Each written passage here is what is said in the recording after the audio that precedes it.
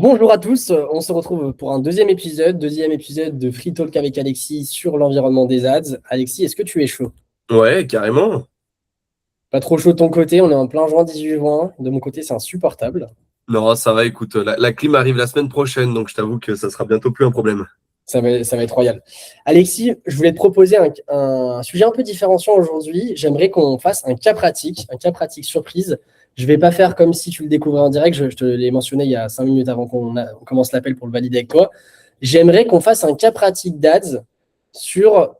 On va imaginer qu'on a une association qui nous a contactés, on a reçu sur contact@convertix.fr, la boîte de l'agence, une demande entrante de la part de l'association de Fourvière. Donc Fourvière, c'est la cathédrale de Lyon qui domine tout Lyon, c'est le monument incontournable. Et il y a une association de fondation. Et le cas pratique que je veux te donner, alors tout ça c'est une simulation, hein, c'est fictif, hein, ça pourrait devenir réel, mais pour l'instant c'est fictif. J'aimerais qu'Alexis, tu nous construises, tu nous fasses une masterclass pour créer une stratégie d'acquisition, pour faire de la récolte de dons. Euh, les éléments que tu as, alors tu as tous les droits possibles, imaginables, ça doit être fait en live. Tu as le droit de partager ton écran, tu peux faire comme tu veux, tu peux juste pitcher à l'oral. Tu peux utiliser Swipe Agent, des outils IA, tu fais ce que tu veux. Mais le contexte, c'est qu'on imagine que Fourvière a besoin de récolter 1 million, voire même peut-être plus 1 million, ça me semble raisonnable, pour faire une rénovation de Fourvière. Et sinon, Fourvière va se dégrader. Et je crois que c'était le cas, je crois que c'est même pas fictif. Ça se trouve, tu as même des infos sur ça. Bah écoute, ouais, bah carrément, let's go. Dans tous les cas, ce qu'il faut avant de se lancer tête baissée dans l'utilisation de tel ou tel outil, l'essentiel, c'est derrière, faut définir un plan stratégique. On part toujours de la base marketing, hein, finalement, avant de lancer quoi que ce soit. Donc ça revient à reposer les bases marketing, à savoir c'est quoi notre problème. Donc là, tu l'as défini. Le problème, c'est le fait qu'on a besoin de dons. Pourquoi? Parce que du coup, il faut qu'on rénove des travaux. Donc, quel est notre problème? Il est clairement exposé. C'est quoi la solution? Bah, la solution, c'est il nous faut 1 million. Et pour ça, il faut qu'on sollicite des dons. Donc, clairement, il y a déjà euh, il y a déjà un positionnement qui se crée, c'est il faut qu'on puisse générer des campagnes d'acquisition dans l'objectif d'inciter les gens à générer des dons. Donc ça, c'est la base. Déjà poser le problème, la solution, comment on va déjà aborder notre public et qu'est-ce qu'on va lui dire. Et après, la deuxième étape qui est la plus importante, c'est de définir quel est ce public. Ça, c'est vraiment la, la, la, la, la- l'étape la plus importante, définir ce qu'on appelle le persona. Donc, qui c'est qui est plus susceptible de faire des dons? Donc, peut-être que là, il y a deux solutions, soit d'aller dans nos dossiers clients. Je pense que l'association Fourvière, c'est pas la première fois qu'elle demande des dons, donc elle a sûrement de l'historique. Et pour moi, le plus intéressant, le plus important, c'est d'aller consulter cet historique pour justement voir s'il y a eu des précédentes campagnes d'acquisition, si elles ont eu un succès, et déjà s'en inspirer et reprendre les éléments clés. Et puis le deuxième point, c'est d'aller voir ce qu'on fait, entre guillemets, les concurrents. Il y a plein de cathédrales, il y a des basiliques en France. Peut-être aller voir s'il n'y a pas d'autres assos qui ont eu la situation similaire et si elles n'ont pas fait des plans similaires pour justement répondre à cette problématique. Et donc, le benchmark va être essentiel. Et une fois que tu as fait tout ce travail de benchmark, là, tu vas pouvoir du coup définir ton persona type. Donc, je sais pas, j'invente, hein, ça va peut-être être les personnes entre, je sais pas, 40 et 60 ans qui sont catholiques, par exemple.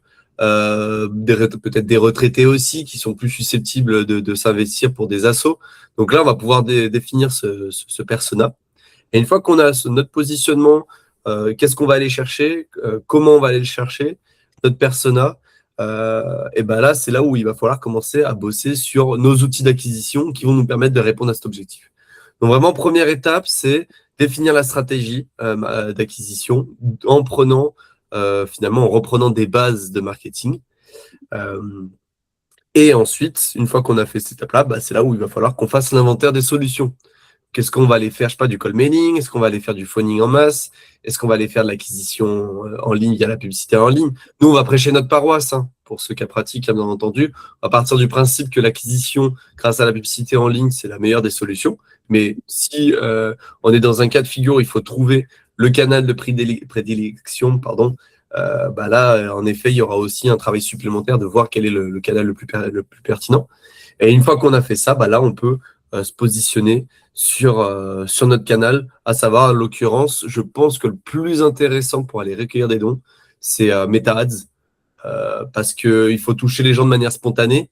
Google en exclut parce que ça implique que les gens fassent une recherche sur Google, ce qui sera jamais le cas. Personne va taper sur Google, faire un don pour Fourvière, et il y en aura peut-être, mais ça remplira nos caisses. Finalement, la probabilité est trop faible. Je pense que les réseaux sociaux sont idéaux pour ça. Idéalement, Meta, parce que Meta, c'est Facebook et Instagram, et il y a beaucoup de personnes d'un certain âge. Donc, si c'est ça notre cible, donc, ouais, il faut également sélectionner le réseau, le canal en adéquation avec notre cible. Et une fois qu'on a fait ça, bah là, on peut commencer à prévoir un plan de lancement de nos campagnes publicitaires. Donc là, du coup, on remémore nos bases, hein, qui est notre cible, comment on va aller la toucher. Donc là, il y a aussi un travail dans le marketing, je n'ai pas précisé, mais savoir un peu comment on va aller toucher notre cible. Est-ce qu'on ne va pas faire, je ne sais pas, des contenus peut-être en jouant sur le côté émotionnel des gens, en jouant peut-être sur l'urgence aussi, en mettant en avant le côté patrimoine pour faire appel au côté patriotique des personnes.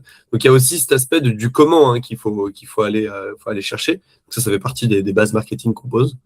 Et puis bah, une fois qu'on a attaqué ça, création des campagnes publicitaires, création du contenu. Donc je pense que là, des petites vidéos en mode musique un peu un peu contenu un peu alarmant. On peut cibler de plusieurs axes, hein. L'important sur Meta, c'est d'aller chercher plusieurs axes. Là, on peut peut-être aller chercher le contenu un peu urgence, le contenu un peu émotionnel, en mode voilà, si on fait rien, malheureusement, c'est du patrimoine qu'on perd, le côté un peu patriotique qu'on peut appeler. Donc, il y a plein d'axes qu'il faut qu'on teste. Donc, il faut qu'on crée du contenu en adéquation avec ces axes-là. Création du contenu, création des campagnes publicitaires, on lance. Voilà. Là, j'essaie d'être synthétique, hein, parce que sinon, ça pourrait durer vachement plus de temps. On lance, et puis après, c'est là où on rentre dans la phase d'itération. Qu'est-ce qui a marché? Qu'est-ce qui n'a pas marché? Il faut qu'on prévoie du batch de contenu régulièrement, hein. Donc, il faut qu'au moins tous les mois, on ait 1 à 2, 3, 4, 5 vidéos qui s'ajoutent au pipe.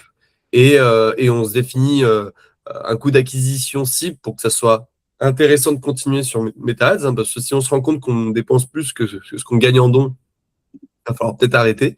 Création d'une page de vente aussi. Alors, ce qu'on appelle page de vente, là, ça sera une page de réception avec un gros bouton je donne, tac. Système de paiement simplifié, sécurisé, facilité pour que la friction soit la moins grande possible pour que les gens donnent. Et puis, peut-être faire quelque chose sur l'aspect un peu tunnel de vente. Peut-être une page de remerciement où on promet aux gens que leur nom sera gravé, je sais pas, sur un panneau qu'on mettra en face de Fourvière. Là, pareil, voilà, faut travailler le tunnel.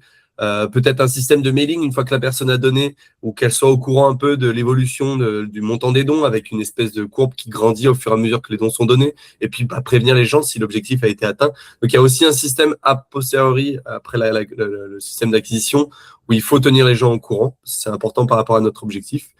Et puis bien entendu, dans les campagnes méta, il faut aussi une campagne de retargeting. Ça, c'est indispensable pour que vraiment on puisse retoucher toutes les personnes qui auraient vu les pubs mais qui ne sont pas passées à l'action, et pour se donner la chance de convertir ces personnes qui, dans tous les cas, on a payé, hein, finalement, pour qu'elles voient la pub. Donc, il faut aller les convertir. Voilà, j'ai essayé de simplifier. J'aurais pu peut-être un peu plus aller dans le détail sur le canal d'acquisition. On aurait peut-être pu mettre en place aussi une campagne de notoriété avant de mettre une campagne d'acquisition pour chauffer un peu son audience. Ça, voilà, c'est des choses qu'on peut faire, mais si on part du principe qu'on cible des personnes qui sont dans Lyon, tout le monde connaît Fourvière, donc on peut peut-être économiser de l'argent sur une campagne de noto en allant directement chercher du don. Voilà, on peut peut-être aussi être plus inventif, plus imaginatif sur la partie vidéo, parce que en effet, il y a plein d'axes qu'on aurait pu traiter en plus de ceux que j'ai évoqués. Donc, je veux bien ton avis, William, si tu penses qu'il y a des lacunes sur cette strat.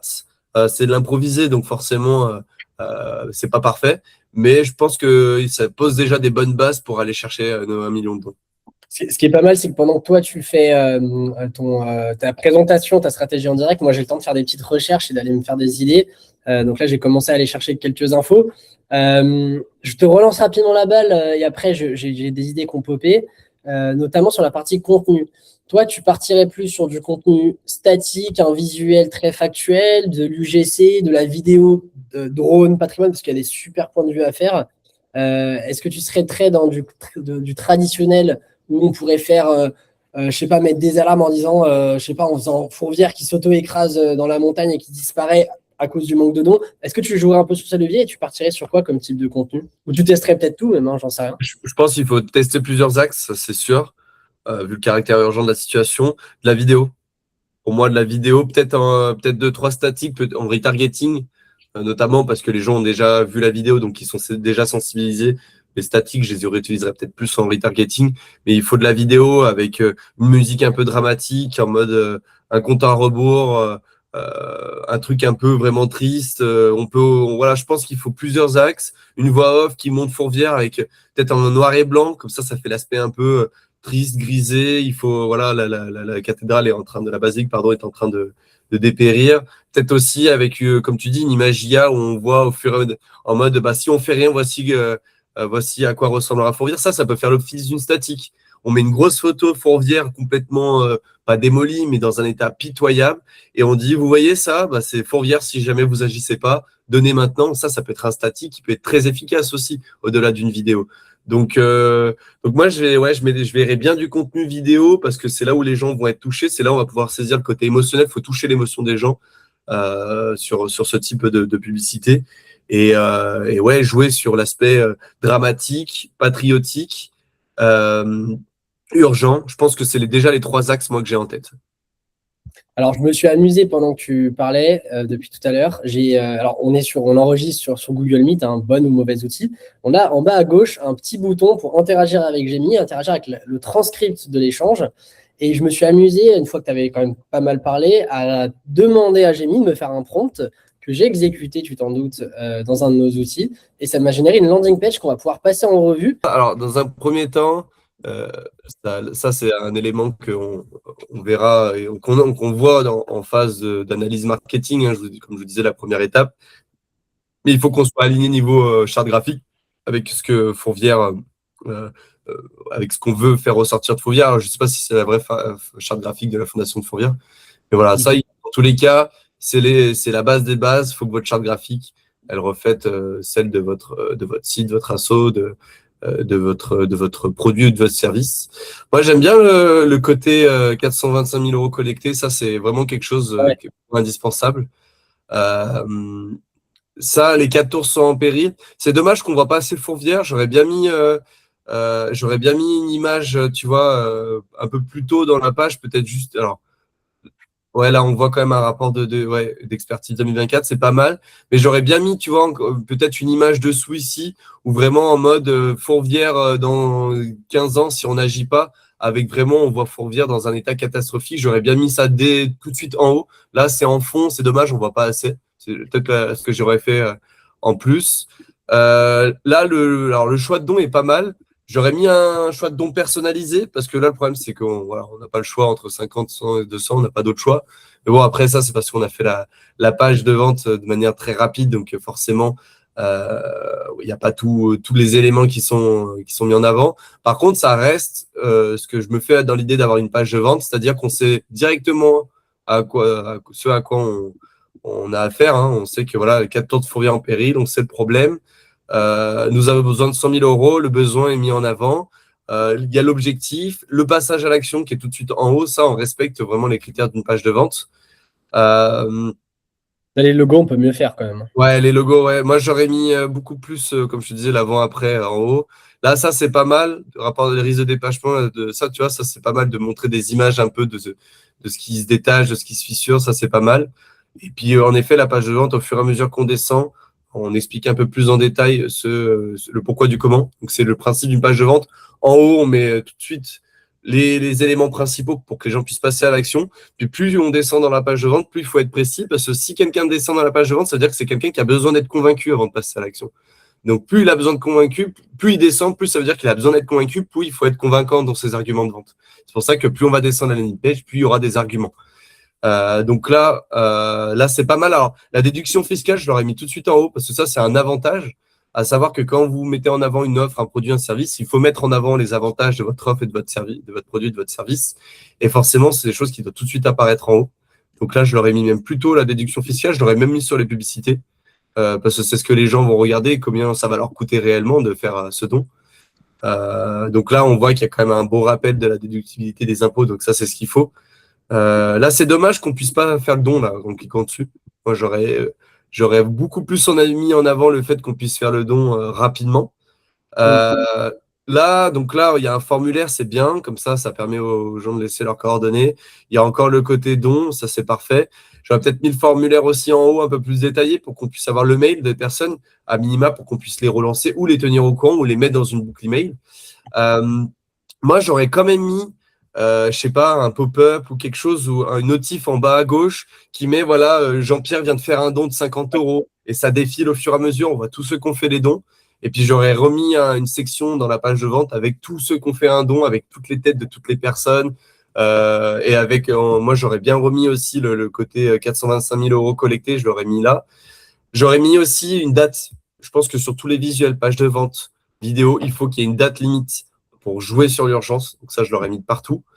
Euh, et puis, pourquoi pas des petites images en mode avant-après, en mode grâce à vous, voici ce qu'on pourra faire. Puis avec des projections des travaux, montrer un petit peu peut-être un plan de travaux. Si jamais on allait 1 million, voici ce qu'on fera 2026, 2027, 2028 pour projeter les gens finalement dans notre projet et pour montrer qu'en fait, c'est pas du bas, c'est pas du flanc, on n'est pas juste là en train de prendre de l'argent. C'est que là, on a un plan de travaux. Si on n'a pas l'argent, on peut pas faire notre plan de travaux.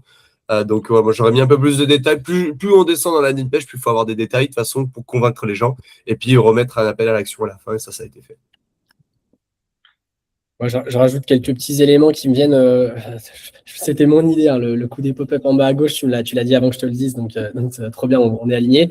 Peut-être que ça manque un peu de chiffres spécifiques, je trouve, quand on arrive en haut. Ça aurait été bien là d'avoir Ouais. peut-être. Alors, c'est différent parce que ça reste du don, mais je sais pas moi, écrit 150 ans d'histoire, le patrimoine lyonnais. Pareil, ça manque un peu d'éléments de pop-up un peu patriote. Ça pourrait être un drapeau français, ça pourrait être un drapeau de Lyon. Je trouve ça manque un peu de consistance à ce niveau-là. Tu vois, le bandeau, il est assez mal exploité en haut. Bon, les couleurs, c'était une version 1, ça n'a rien à voir avec la charte graphique. Je pense qu'il y a des vrais axes d'amélioration à aller chercher sur ça.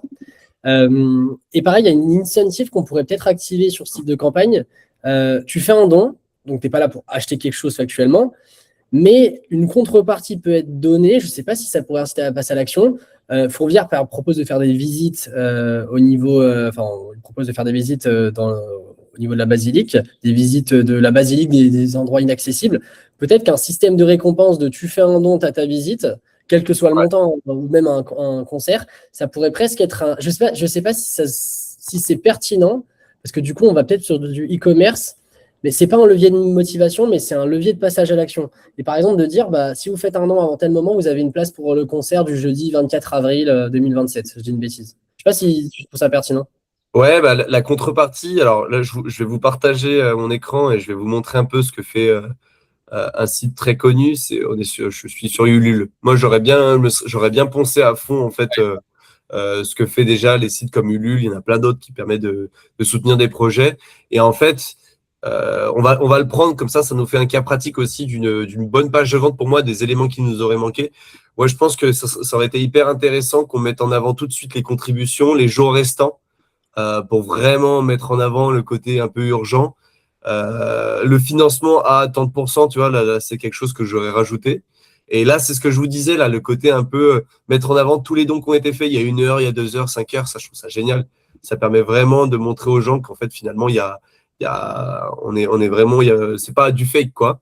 Et j'aurais mis en place aussi un peu le côté, comme tu disais, contrepartie, avec un niveau, plus vous donnez, plus vous avez une contrepartie grande. Alors là, j'ai pris au hasard, je sais pas c'est quoi, Génération Zelda, c'est un magazine sur Zelda, bref. Et en fait, plus on met de l'argent, plus on a des récompenses qui sont fortes. Ça aurait pu peut-être être intéressant.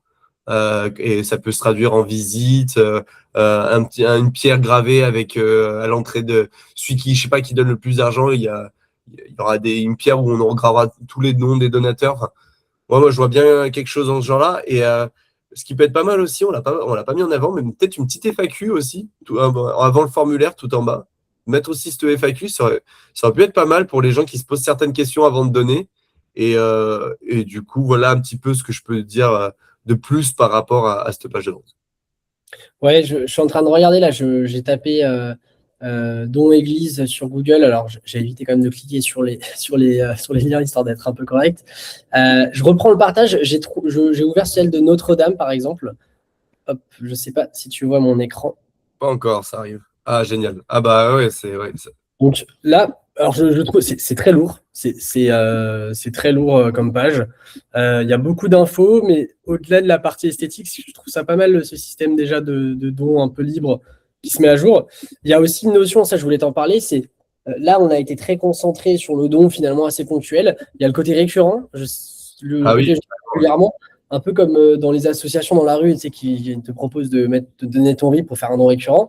Ça, c'est vrai que ça peut être une option proposée, mais il y a quand même cette pratique en fait, quand je propose deux options, on prend souvent moins l'un et l'autre en cumulé. Il vaut mieux faire une seule proposition. Je ne sais pas vraiment si ça s'applique à ce cas pratique. bah, généralement, c'est un peu le côté des abonnements où tu as trois types d'abonnements et tu choisis toujours celui de milieu. Euh, je ne sais pas si ça s'applique bien. Je pense qu'il ne faut pas hésiter à proposer des dons peut-être un peu plus petits pour que les Ouais, gens puissent donner en quantité, surtout sur une campagne de publicité qui va vraiment drainer du tout venant hein, sur Meta, Facebook. On va vraiment avoir du tout venant. Je pense que tu vois, dans les propositions de dons, là, 60 euros, c'est beaucoup trop pour Notre-Dame. Là. J'aurais bien mis un truc genre 5 euros à partir de 5 euros. Oui, les gens, s'ils veulent donner moins, ils peuvent donner moins. Hein. Mais et là, j'aime bien, ouais, votre don ne vous coûte que 1,70 €. Ça, c'est génial. Ça, ce qu'ils ont fait là, ouais, c'est vraiment cool. Ça, ouais, c'est. ça, clairement, ça peut être intégré. Hein. Tu as même le côté société qui est pas mal. Et je pense que, tu vois, le côté en mode, vous ne pouvez pas faire de don, bah, relayer, partager notre page. Il y a un système de boutons, tu peux tout repartager sur tes réseaux. Comme ça, tu fais jouer aussi le côté en mode, déjà, tu capitalises même sur ceux qui ne peuvent pas donner, tu capitalises sur eux. Et puis, on sous-estime aussi la puissance du repartage de certaines publications sur les réseaux. Et, Ouais, euh, ça peut être aussi un effet accélérateur d'aller chercher du monde au-delà des publicités. Ce côté en mode, même si vous partagez tel lien, tu cliques dessus, ça te met ta publication prête à publier. Déjà, ça nous aide beaucoup. Euh, donc, je pense qu'on a déjà des bonnes bases. Hein, finalement, je donne par chèque, ça c'est pas mal pour les personnes un peu plus âgées. ouais, Bonne idée, ouais. ça me semble tellement archaïque, mais c'est vrai qu'il y en a qui ne payent que par chèque. Hein. Personnes âgées? Personnes âgées, c'est celles qui sont susceptibles de donner le plus, ils payent beaucoup par chèque. Hein. Et en fait, ouais, ils utilisent moins, ils en ont plus accumulé en général. Par contre, Donc, tu vois, le formulaire direct avec les 20 champs, ça, c'est no-go, tu vois. Mes coordonnées, le formulaire avec 20 champs. Moi, ouais, j'aurais mis un truc, je donne, tu cliques sur le bouton, déjà, ça te demande prénom, nom, email. ouais. Tu cliques sur le bouton, ça te demande ton adresse. Tu cliques sur le bouton, OK, je paye maintenant. J'aurais fait un truc par étape pour éviter l'aspect du, wow, putain, j'arrive, il y a le gros formulaire, vas-y, je me barre. En fait, ça me saoule, j'ai la flemme de le remplir. Et Mm. c'est ce qu'on recommande pas mal quand on a des clients qui veulent mettre des champs, qui ont beaucoup de champs qui veulent qu'on remplisse. Ça arrive, hein, des fois, tu as besoin de tous ces champs, surtout pour les boîtes qui ont besoin de certaines données avant de contacter le prospect. J'aime bien faire des formulaires par étapes, ça permet de limiter la friction et de garder les gens finalement. Et il y a aussi une possibilité en faisant ça, on l'a pas forcément de base, mais on peut enregistrer les informations par étapes. Et par exemple, quelqu'un qui remplirait son mail et qui n'irait pas jusqu'au bout, on a son mail. Si on peut avoir son téléphone, ça veut dire qu'une semaine après, on peut éventuellement le SMS. On peut lui faire un petit mail. On ne se prendra pas les mêmes retours pour un don aux fondations, surtout que quelqu'un qui a commencé la démarche sera beaucoup plus enclin à recevoir des relances. Alors, on ne parle pas non plus d'être agressif et pushy, quoi. Mais je pense que c'est une bonne pratique qu'on n'applique pas systématiquement parce que c'est assez lourd et il faut beaucoup de volume pour que ça vaille le coup. Mais on sera quand même, j'imagine, sur des coûts par conversion plus faibles dans le secteur du don, surtout si c'est bien targeté, au moins à ce niveau-là. Et donc, il y a moyen qu'on puisse vite avoir une base de données de 150, 200, 300 numéros de téléphone à recontacter. Alors, ce sera peut-être un peu border côté RGPD, mais passons cette difficulté RGPD à supposer que ça le soit. Il y a peut-être moyen de faire tirer quelque chose, je pense. Surtout qu'en plus, ce système de mailing automatique paraît indispensable, même pour ceux qui auront donné, comme je le disais tout à l'heure. Et pour ceux, en effet, qui n'ont pas encore donné, il faut qu'il y ait plusieurs campagnes en fonction de la situation du prospect et qu'elles s'enclenchent automatiquement. Ça me paraît inévitable si on veut rentabiliser vraiment la campagne. Quoi. Ouais, je repartage vite fait mon écran. Je redemandais un prompt de correction pour Swipe, pour ce onglet Swipe Agent, la démonstration qu'on fait aujourd'hui. C'est littéralement, j'ai dit, voilà, Alexis a fait des retours. Merci de les prendre en compte et de me faire un prompt pré-exécuté. Donc, je la publie et je l'ouvre en parallèle. Est-ce que je vais avoir la version actualisée? Ouais, c'est bon. C'est peut-être un peu mieux. Bon. Ouais, Non, mais derrière, en fait, c'est pas Fourvière. L'image n'est pas la bonne. ouais. Je sais pas si tu avais remarqué, mais je me suis fait la remarque. Ouais, c'est vrai, ouais, c'est pas fort rire du tout. Ouais. Urgence peut mieux faire. Je me demande même si cette image, voilà, tu vois, ça, nous l'a carrément mis, ça, c'est super. Ah, c'est Ici, on met génial. 50 €. Et bon, idéalement, c'est mieux quand c'est de la vraie donnée, hein. Et je me demandais, ce levier de timing, 425 000 sur 1 million, est-ce que c'est un bon levier si on est à 925 000 €, qu'on est quasiment sur la fin? Est-ce que les gens vont pas se dire, ah bah pas la peine, on est quasiment à l'objectif, je vais pas donner? Ou au contraire, je vais aider à atteindre un objectif? Je sais pas comment les gens réfléchissent à ce niveau-là. Après, il faudrait tester, hein, mais. Ah, moi, je me serais dit qu'il y a des gens qui vont se dire, ah, punaise, je vais absolument contribuer avant que ça soit fini, je donne. Tu vois, je sais pas. Faudrait voir. Après, faut voir au niveau des statistiques. Si plus on avance, moins les dons augmentent. Peut-être que ça peut valoir le coup de faire des A/B tests sur la page de vente en enlevant cette barre de progression finalement. Bah, d'un autre côté, si on réfléchit Kickstarter ou Ulule, c'est vrai qu'on met toujours des objectifs plus bas pour pour avoir tapé 400% de l'objectif, par exemple. Ouais. Euh, donc ouais, très clairement. Et le mail, ça c'est pas mal de pouvoir récupérer le mail Ouais. de la newsletter.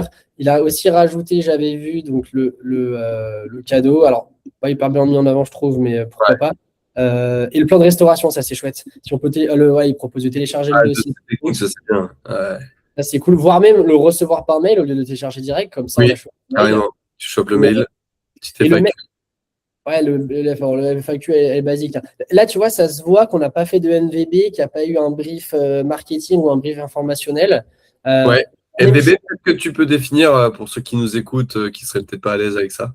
Oui, c'est vrai. Alors, MVB, en fait, nous, Convertix, on est une agence digitale spécialisée sur l'acquisition sur Facebook, Instagram et Google.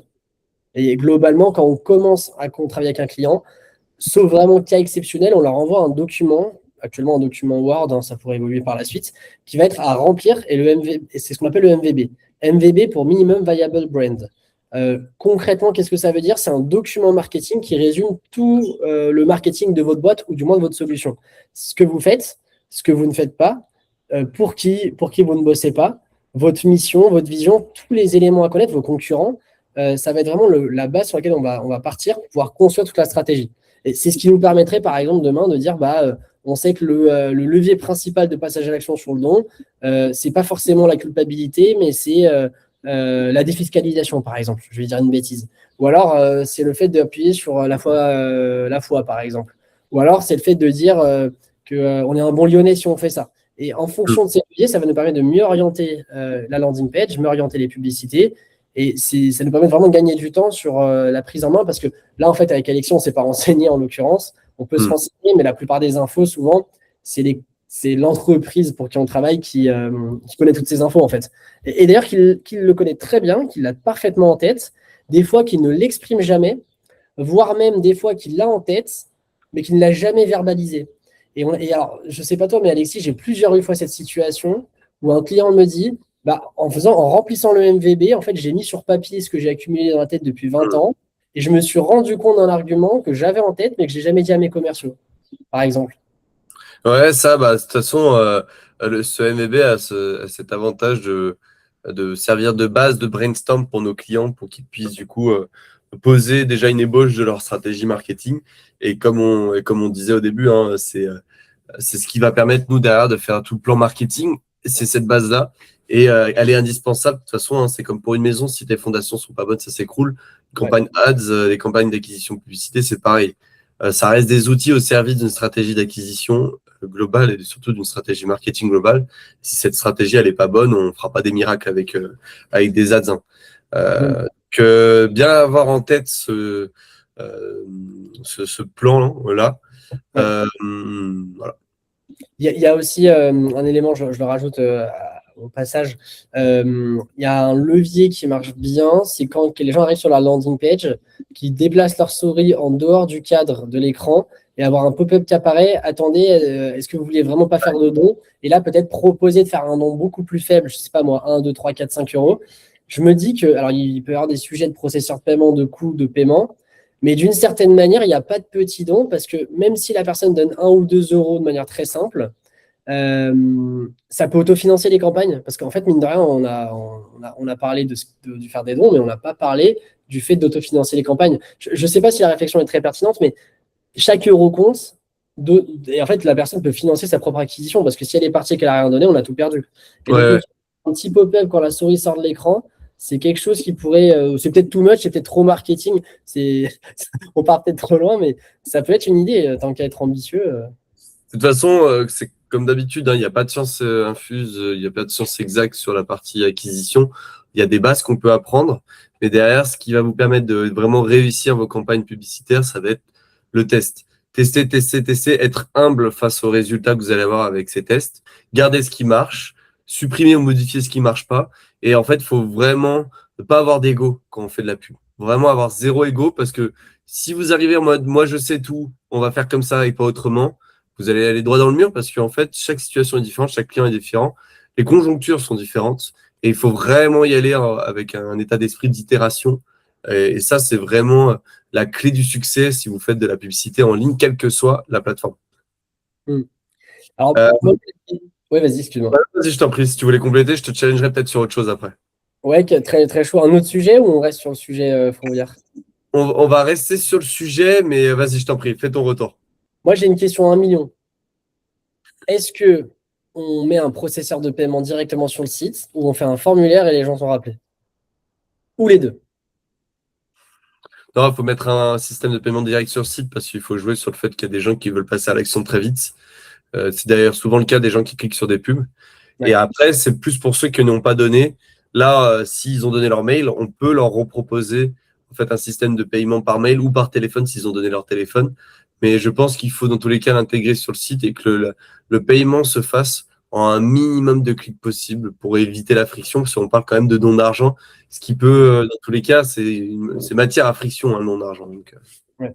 Et alors, moi, je disais aussi peut-être quand même le petit encart contact parce que c'est très propre à ce sujet, donc ça va peut-être un peu trop loin, mais imagine demain, on a quelqu'un qui se dit, je veux donner un leg, je veux donner ma maison, enfin, je sais pas, je veux faire un deck dimensionnant. Ça peut pas se faire via un formulaire. hmm. J'ai toujours tendance à me dire que même si c'est dans le pied de page, même si c'est quelque part, avoir peut-être un petit formulaire qui permet avec une option de je veux faire un don dimensionnant, je veux faire un like, je veux donner de mon temps. Tu vois, la personne qui veut pas te donner d'argent, mais qui veut donner de son temps pour la fondation, alors que ce soit pertinent ou pas, c'est quelque chose qui pourrait être Ouais, intéressant. ou un bouton, tu as le bouton 5, 50, 100 euros, le bouton montant libre et le bouton je veux donner autre chose. Puis là, Totalement. vas-y, si c'est du temps, si c'est des bijoux, si c'est une maison, ça peut être aussi une manière d'améliorer notre formulaire. Ouais. Et alors, dernière question, et après, je veux bien que tu me challenges. Je me disais, les touristes, euh, est-ce qu'il y a une stratégie? Alors, je te dis ça parce que c'est une question que posent régulièrement les clients, notamment sur le sujet voyage. Est-ce qu'il y a moyen de cibler uniquement les touristes via Meta? Est-ce que c'est trop loufoque? Est-ce que c'est un peu aléatoire? Parce que la personne qui vient sur Lyon, je sais pas moi, un Américain qui vient sur Lyon, qui a de l'argent, il pourrait peut-être faire un don dimensionnant. Il ne sera pas forcément ciblé de base parce que pas dans notre verticale. Mais demain, ça peut être un donateur qui peut donner 50 euros, peut-être assez facilement. Alors, j'ai tendance à me dire qu'il le fera quand il sera à Fourvière et qu'il fera son petit don avec le TPE. Oui. Maintenant, il y a un TPE à Fourvière, je crois. Euh, et même à la quête, je crois qu'il y a des Ah, TPE le maintenant. TPE, c'est dans beaucoup d'églises maintenant pour donner. Et je me dis, est-ce qu'il y a moyen de faire quelque chose en ligne? C'est peut-être pas prioritaire, hein, tout simplement. Mais est-ce qu'il y a un truc à aller chercher, tu penses? Après, pour ça, il faut décliner les campagnes en version anglophone. Et tu toucheras tout touriste qui parle anglais.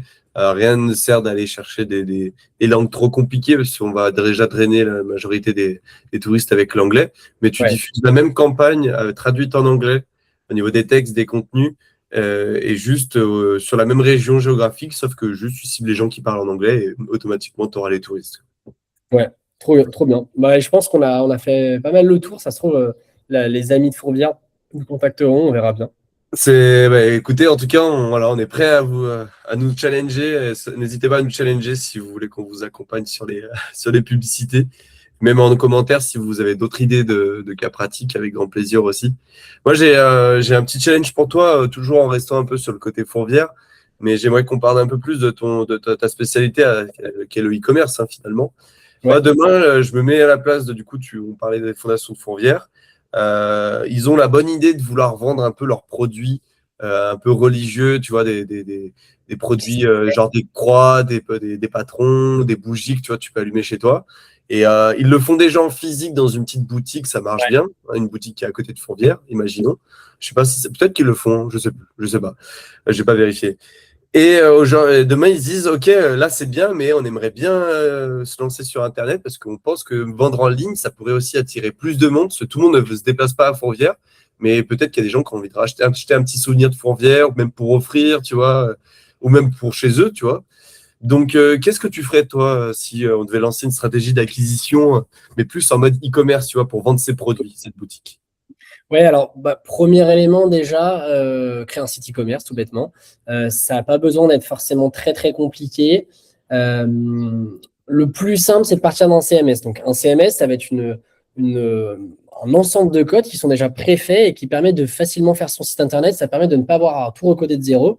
Parce que, alors, c'est d'autant plus vrai en 2026, mais on va dire depuis début des années 2000, il y a des systèmes où on n'a plus qu'à personnaliser les textes et ça nous permet de faire un site internet et on peut quasiment tout personnaliser. C'est juste que le moteur interne est déjà codé. On va avoir par exemple WordPress qui est très connu, qui à la base est un système de blogging qui a des modules qui permettent de développer des vrais sites internet. On va avoir Shopify qui est spécialisé sur la partie e-commerce, PrestaShop et après pas mal d'autres solutions. Mais je dirais que les trois plus connus, ou du moins que je connais le plus de mon côté, c'est vraiment WooCommerce, la brique e-commerce de WordPress, Shopify et PrestaShop. De mon côté, j'aurais tendance à dire que pour commencer, il vaut mieux commencer sur un WooCommerce ou un Shopify. PrestaShop est beaucoup trop lourd pour commencer, demande des gros coûts de maintenance et c'est quasiment pas vrai. Enfin, c'est très compliqué de le faire par soi-même, de moins en moins avec l'IA, mais ça reste quand même assez compliqué. À choisir entre Shopify et WooCommerce, Shopify fait souvent des designs un peu plus sympas, donc peut-être que pour faire une partie visuelle un peu plus friendly, Shopify serait pas mal. Donc, on va partir du principe que vous créez un site Shopify. Vous allez aller sur shopify.com, vous allez suivre tout le process de création d'une boutique en ligne et vous allez pouvoir la personnaliser, ajouter tous vos produits, mettre vos conditions générales de vente, etc. Dès que vous avez un site internet complet, alors ça, vous pouvez le faire à la main, vous pouvez passer par un expert. En 2026, on va dire en juin 2026, vous pouvez largement aller sur un outil comme Claude Code avec 20 euros, avec 20 euros par mois d'abonnement, vous allez pouvoir quasiment développer tout votre site internet. Alors, ce sera jamais, quoique, aussi bien fait que si vous étiez passé par un expert, mais l'outil est quand même assez bluffant. Et après, l'objectif, c'est d'être très factuel, de faire le site le plus propre possible, assez classique. Une fois que c'est fait, vous avez mis tous vos produits, bien sûr, mettre des images flatteuses bien représentatives de votre produit, avec vraiment la mise en avant de vos produits. Hein. On va pas mettre une photo d'une petite statuette de Notre-Dame de Fourvière où on ne la voit quasiment pas. Il faut vraiment qu'il y ait un focus dessus. Dès que votre site internet est sympa et représente bien, c'est là où on va aller faire de l'acquisition. Alors là, il faut vraiment être très humble face au test parce qu'on peut supposer que Google Ads marchera bien, mais le Google Ads, il faut se rappeler que c'est une plateforme de recherche intentionniste. Si personne ne cherche jamais des mots-clés comme statue religieuse Notre-Dame de Fourvière ou alors, je sais pas, miniature Fourvière ou croix latine ou croix catholique, par exemple, on, on risque d'avoir un petit problème d'acquisition parce qu'on pourra apparaître, mais on va avoir tendance à apparaître sur des mots-clés qui sont assez loin. Donc ça, c'est un vrai test à faire et j'aurais tendance à dire qu'il faudrait mettre un budget dédié au fait de tester Google Ads parce que c'est pas là où j'ai le plus de conviction, mais ça vaut le coup d'être testé. D'ailleurs, la meilleure manière de s'en faire une idée, c'est déjà de faire quelques recherches sur Google, de faire un benchmark des concurrents pour se rendre compte de si on est dans cette démarche d'achat, si les autres apparaissent. En général, si les autres apparaissent, c'est qu'ils y ont un compte. Et s'ils ont un compte, c'est qu'ils gagnent sur à minima rentable. Donc ça, c'est un bon signal. Alors, on pourrait utiliser plein d'outils pour le faire. Moi, je vous invite des fois juste à vous poser sur Google et faire des recherches. Vous pouvez faire avec Notre-Dame de Paris, par exemple, c'est assez représentatif. Et vous pouvez comparer avec plusieurs basiliques ou cathédrales, par exemple. Ça vous donnera une idée. Et après, au niveau de Google Ads, on a fait pas mal de vidéos sur comment connecter votre site e-commerce avec Google Merchant Center, pousser sur Google Ads, etc. Il faudra vite se rendre compte du coût par clic que vous allez aller chercher. Si vous vendez 12 euros une statuette, vous n'allez pas pouvoir payer 1 euro votre clic. Ce serait enfin, ce serait improbable d'être rentable. Donc, il faut vite voir à quelle sauce vous êtes mangé sur Google. Et ensuite, en fonction, vous faites des tests. 1000 euros de budget publicitaire permettra vite de se rendre compte si c'est ni fait ni à faire ou si on peut continuer. Au début, on ne sera pas forcément rentable. Il faudra tester pas mal de produits. Plus on a de produits, plus on a de chances de trouver un produit qui soit rentable sur Google Ads. Et il y a aussi l'option de tester sur Meta. Alors, tout dépend le type de prix qu'on propose. Je ne suis pas sûr que sur Meta, on vendra des produits très, très, très chers, mais ce sera pas mal sur Meta d'aller chercher des achats peut-être un peu compulsifs. Des achats à moins de 60 euros, par exemple, des croix, des souvenirs, des fourvières en miniature. Je ne sais même pas si ça existe, fourvières en miniature. Il faudrait que je regarde. Mais J'ai ce genre. trouvé le site e-commerce, mais je te le ferai challenger après. Ouais. Alors, il faudra voir si j'ai le temps parce que on s'était donné Oui. une. Donc ça risque d'être, ça risque d'être limité, mais ça permettra de faire un bon démarrage du deuxième épisode. Ça fera le match retour comment développer le site e-commerce de Notre-Dame-de-Fourvière. Ah, Ah bah, parfait. à la limite, tu vois, là, j'ai trouvé enfin, je sais pas si c'est le site officiel, mais en tout cas, il y a une ébauche d'e-commerce sur le sujet. Si tu devais commenter un petit peu cette fiche produit, qu'est-ce que tu améliorerais, qu'est-ce qui est bien, qu'est-ce qui est moins bien? En fait, alors la fiche produit, donc il y a les tailles. Alors le problème, c'est que beaucoup de gens ne connaissent pas leur taille, donc ce sera important de mettre un espèce Ouais. de système de conseil en PDF de quelle est votre taille. Là, c'est très précis, chevalière, médaille de Saint-Benoît. La personne qui demain tape ça sur Google, c'est tellement précis qu'il y a forte chance qu'elle nous trouve en SEO. Donc, on pourrait faire du Google Ads dessus. Mais je veux dire, si la personne qui tape chevalière, le produit est trop précis. Donc, moi, je travaillerai uniquement en SEO et j'irai plutôt travailler en Meta Ads, ce produit. Après, d'un autre côté, peut-être que j'aurai plus une approche où je ferai une catégorie de chevalières avec toutes les chevalières qui sont mises en avant. J'emmènerai les gens vers une page catégorie et je proposerai les différentes chevalières. Parce que c'est très précis, en fait. Et, euh, et le risque, en fait, c'est d'avoir tout le trafic de gens qui cherchent des chevalières d'autres saints ou même juste des chevalières un peu plus généralistes. Euh, donc, je le travaillerai plus avec Meta pour le coup. Euh, Ok. parce que, ouais, et pareil, là, on est sur des produits qui sont très précis. En fait, il Hmm. faut réfléchir de est-ce que c'est pas plus pertinent de valoriser des catégories et les gens choisissent? Ouais. Est-ce que c'est des commodités? Euh, voilà, tu vois, par exemple, des chapelets, d'une certaine manière, que je l'achète à Fourvière ou que j'achète ailleurs. Ouais. Il y a peut-être un sujet don aussi quand vous achetez ce produit, il y a tant d'euros qui vont exactement dans la rénovation de Fourvière. Je sais pas si c'est une boutique officielle en tout cas, c'est pas marqué, donc ça doit pas l'être. Ouais, tu vois, les figurines, par exemple, les figurines qu'on avait juste avant, là, les petites crèches, ça, c'est un produit sur Meta, ça peut très, très bien marcher. Ouais, bah d'ailleurs, elles sont toutes en rupture, donc. Ouais, bah non, mais voilà, victime de leur succès. Donc, non, non, de toute façon, il y a pas mal de. En fait, le test est hyper important. Et ce qui est top, c'est qu'on peut assez facilement télécharger tous les articles produits sur Facebook et sur Google pour vite les pousser, voir où le trafic va et voir si les gens, même s'ils n'achètent pas, il faut qu'on puisse traquer si les gens l'ajoutent au panier. Hmm. Il faut qu'on puisse se dire, bah, tiens, j'ai mis 100 euros. Est-ce que j'ai eu zéro ajout au panier? Dans ce cas-là, c'est un peu un flop total. Ou est-ce que j'ai eu plein d'ajouts au panier, mais les gens ne sont pas passés à l'action? Et après, c'est la même affaire que tout à l'heure, hein. Les gens ajoutent au panier, est-ce qu'on peut les relancer? Est-ce qu'on peut les recontacter? Ça reste un tunnel e-commerce classique, hein. Ça reste du bon sens, hein. Ouais, dans tous les cas, de toute façon, si on peut conclure un petit peu du coup cet épisode, mais que vous fassiez du e-commerce ou de la génération de prospects, la démarche est la même, c'est juste qu'après votre support ne sera pas pareil. Vous n'allez pas renvoyer vers le même support. Quand en génération de prospects, on sera sur une page de vente en e-commerce, vous allez avoir beaucoup plus une démarche d'aller partager en e-commerce. Et je pense qu'en e-commerce, on a plus une démarche. Alors, les démarches peuvent différer en fonction de si c'est des produits connus ou pas connus. Ça, Ouais. il me semble qu'il y a aussi, et c'est même sûr, il y a un sujet là-dessus.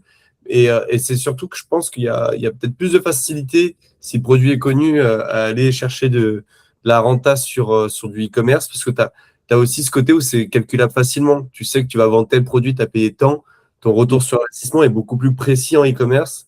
Là où en génération de prospects, mine de rien, bon, à moins que tu sois tu as possibilité d'être hyper assidu sur tes chiffres, mais tu as ce sujet où si tu génères un prospect, avant que la personne, tu la convertisses, il peut y avoir un délai, donc ta rentabilité, elle ne sera pas tout de suite là. Donc après, c'est plus, je dirais plus qu'à posteriori, pardon, sur le budget de l'e-commerce, c'est là où on va avoir de la différence. Mais par contre, sur la partie travail, marketing, préparation des campagnes, ça, on a le même procédé, quoi. Ouais, et après, pareil, là, on est sur des figurines spécifiques sur ton écran. Mais on sait que les gens vont plus facilement acheter une chaîne avec une croix dessus Ouais. que des figurines comme celle-ci. Et donc, directement, si on a un budget limité, on va aller au plus simple, on va aller chercher les produits connus du grand public. Parce qu'en fait, déjà, il y aura plus de clients potentiels. Il y aura potentiellement plus de recherches. Alors que là, on est sur du très spécifique. Ce sera peut-être pas au goût de tout le monde. Alors que la petite croix catholique va assez facilement se vendre, même pour des non-catholiques. Hein. On croise régulièrement des gens qui l'ont vraiment comme un style. C'est un peu leur d'entretien à eux, finalement. Et donc voilà, faut pas, enfin, ça reste du test, mais c'est vrai que des produits compliqués. J'ai un exemple en tête, par exemple, je sais qu'il y a le Christ des blessés de guerre, par exemple, où le concept, c'est que c'est une croix avec un Christ dessus, mais qui est amputé, par exemple. Ok. Et c'est très spécifique, et si on ne connaît pas, on ne cherchera pas. Donc ça, sur Google Ads, c'est improbable. Sur du retargeting d'une association spécifique ou sur du méta, pourquoi pas? Mais ça reste quand même compliqué parce que les gens ne connaissent pas. C'est spécifique. En fait, tu achètes ça parce que tu es sensibilisé sur un marché ou parce que tu es en présentiel quelque part. Mais l'acquisition ads en ligne n'est pas forcément bonne pour tout, en fait.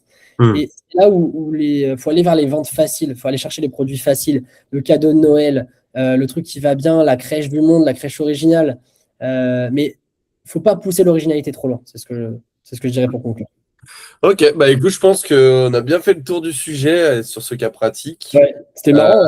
C'était le mot de la fin. Écoute, je pense qu'on en refera des formats un peu cas pratiques. J'en ai un autre en tête, je te le garde pour une prochaine fois. Ah, Mais bah, c'est marrant parce que le coût des dons des associations, on n'en a quasi pas accompagné. On en accompagne une actuellement en pro bono, mais c'est assez spécifique. Mais c'est intéressant parce que là, on a fait comme si on était des marketeurs de fou. Il y a aussi des sujets des choses qui ne se font pas dans les associations. On ne va pas faire de la vente agressive sur un sujet comme ça, ou de l'appel à dons. On n'est pas en train de vendre de la finance à Wall Street, quoi. Mais c'est intéressant de pousser un peu à l'extrême et après corriger. Et ça se trouve, ça pourra servir à des gens. Hein. Carrément. Bah, écoutez, dites-nous si vous avez aimé cet épisode. Si vous avez des questions, même des interrogations, des commentaires, n'hésitez pas à nous le dire justement en commentaire ou si vous avez des idées aussi pour les prochains épisodes. N'oubliez pas de liker la vidéo, de vous abonner, d'activer la cloche si ces formats vous plaisent. Ouais. Et puis, écoutez, nous, on n'a plus qu'à se dire à une prochaine pour du coup un prochain épisode, cas pratique ou sujet de discussion. On verra selon les envies. Et vous pouvez également nous retrouver sur notre site convertix.fr pour nous contacter. Si vous avez des questions, n'hésitez pas. Et on se retrouve très vite pour une prochaine vidéo.